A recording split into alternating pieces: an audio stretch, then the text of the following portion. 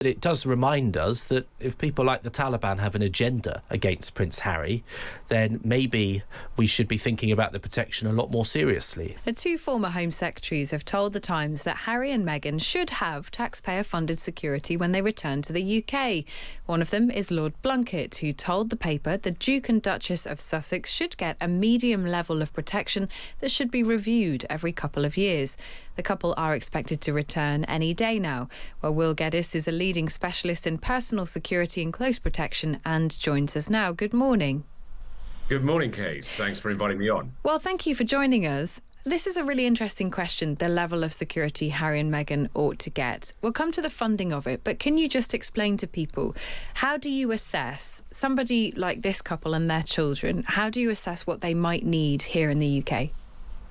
Well, that assessment is going to be based on a number of different factors. It's evidently going to be if there are any present threats which they could be facing, how viable those threats are, whether they could actually materialize or whether they've been communicated via third parties, which could be social media, it could be message, could be phone call, that sort of thing.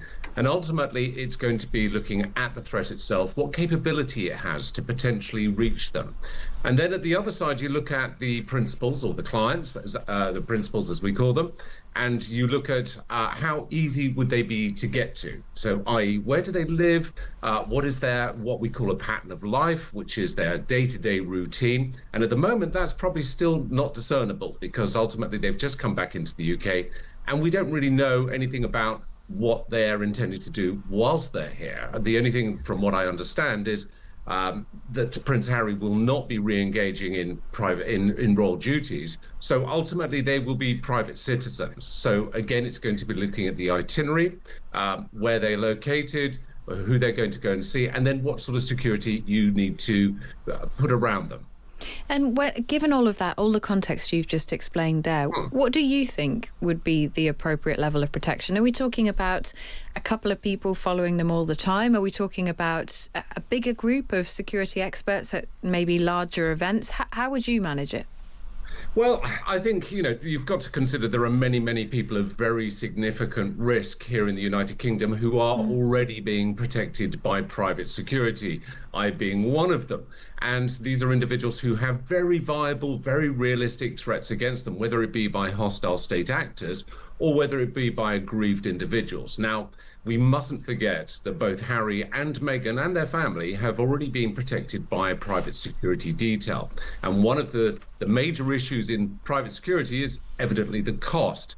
Now, one of the things that I know that Prince Harry has been trying to achieve through RABEC and the Risk Management Board was access to what we call sovereign level intelligence. Now, a private security team will have to use OSINT or open source intelligence to determine whether the threat has any particular viability, but sovereign intelligence obviously taps directly into the police, into the security services. So that may be afforded, and I think justifiably, I think there could be a liaison provided by counterterrorism policing or even from RASP. And let's bear in mind, some of his existing security, from what I understand, are former RASP, that's Royalty and Specialist Protection Officers, who are working for him privately. But who might not have access, as you say there, to the level of information they would have if they were still working for state security services. Just finally, Will, because a lot of our listeners are getting in touch saying, we don't want to pay, it's too much, it's not fair, it's not right for the taxpayer to be footing the bill for this kind of thing.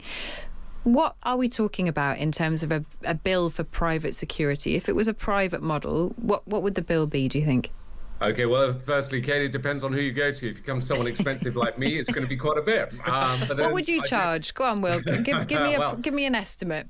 As the old saying goes, Kate, you get what you pay for. So ultimately, let's look at the fundamentals, which would be one residence, but let's bear in mind they are going to potentially have three, if not more. You've got the children going to school. Again, where that school is, which school it is. I mean, someone like Eton College has got a fantastic level of security around it because of the number of dignitaries and high-profile individuals who have their children actually attending it. So you could be looking anywhere from about £2 million upwards, and the Daily Mail's estimation of about 5 million. Well, if Harry and Meghan are choosing to scoot around all over the place and cut the ribbon at local fetes and goodness knows what, then that bill could evidently go up. Goodness me, Will. We're in the wrong job here. Thank you. doubt that. Thank you very much. Really, really great to get your insight. Lots of people messaging in about that, so something people care about. Will Geddes there, leading specialist in personal security and close protection. Harry and Meghan do present a sort of fresh challenge to the idea that politics and the royal family are sort of separate things, which I realise is all a bit smoke and mirrors a lot of the time anyway. But that constitutional idea of separation, they have helped blur the lines because they keep putting royal-related conversations straight back into politics, and the security issue is definitely one of them. Yeah, although the flip side of that is you can see they're a young family. You know, Prince Harry has a history here. Harry and Meghan have a history here. They have a context to this conversation that sits very deeply within them. You can understand why, as a parent, they'd want to protect their children, and as people, they might feel threatened. How we feel about that perception is a very different thing, but I don't doubt that they feel it very deeply. Yeah, and at the heart of it is they're high-profile people with extremely important connections. We should talk a little bit about Harry and Meghan, if you'll allow, because this is interesting. At the Times tonight, 2 former Home Secretaries have called for the Duke and Duchess of Sussex to be given a limited and temporary security package until it's clear what their long-term plan is. This is Lord Blunkett alongside another... Yes, indeed, he's back. Alongside another Home Secretary, actually, who hasn't been named, who said that there was a happy medium that could be struck in which the family could be given a medium level of security protection. Also tonight, the Times are quoting television insiders suggesting that some of the conversations around joining a Netflix programme were all about bolstering Meghan's credentials rather than being kind of real. In any case, Richard H. is a former member of the Royal Military Police Close Protection Unit and spoke to us earlier. If you consider the Prime Minister, they would receive the full complement. Personal protection officer, a full close protection team, and the level of the special escort group, which consists of security drivers, high-level trained security drivers, motorcycle outriders. I mean, the full complement. Intelligence flows from diverse agencies, GCHQ, MI5, 6. You've got counter-surveillance teams during high public profile events. You'll have special forces, you will have police counter-surveillance teams, the whole array of security at their disposal. So that's the top tier, and it will cascade down according to the position of the individual and also the threat and risk assessment against them. So you have everything, as I mentioned, to the top down to the very bottom, which may only comprise of one PPO and one vehicle, one security driver. That's Richard H., who's a former member of the Royal Military Police Close Protection Unit. Interesting. Amanda's been in touch to say, hi, Darryl, let's get real. Harry is the King's son who served 2 tours in Afghanistan, so he and his family have serious targets on their backs. Of course, he needs protection. Quite a lot of messages, Benjamin, to that sort of effect tonight. People saying, like, you know, this cannot just be how you feel about them. The reality is that they have been part of a major public institution. Yeah, I mean, look, there are some working royals at the moment that we probably wouldn't recognise if you put a photograph of them up, you know, some cousins and things. And I don't doubt they do lots of good work for the public, but they're not really famous. And yet they would get protection by the state. And so I think compared to them, Prince Harry and, for that matter, Meghan, the Duchess of Sussex, they're about as famous as people can be in the world. He didn't ask to be born a prince. He didn't ask to be so famous. And that threat cannot be undone just because you're not opening village fetes and visiting hospitals, quite frankly. You know, and if someone, God forbid, were to attack Harry or Meghan or their children, let's not forget that they have kids in this, then, you know, that would be an attack on the British state. That would be attack on all of us. If someone were to do that, because it's about the status that they hold in our society. And I just think that, you know, if you were to stop the clock at that point, everybody would say, well, why weren't we giving them every piece of help that we could and protection? I also think, you know, we have a lot of former prime ministers at the moment, and obviously they get lifelong protection because of their time as prime minister. Some of their times were shorter than others. And I would wonder whether, you know, someone like, and I'm not saying they shouldn't get protection, they absolutely should, but people that have been Prime Minister, like Liz Truss, for example. Poor Liz Truss has been invoked so many times on the text I'm getting tonight. You know, it's right that she gets protection for life, because I don't doubt that she faces a risk and she and her family should be protected. But I think pardon me, when we say that she gets out for life, despite the fact that she holds no public role now, she, is a private citizen that carries out private enterprise, then what is the argument that someone that was royalty but no longer carries out royal duties should not get it? I think it's an unfair conclusion.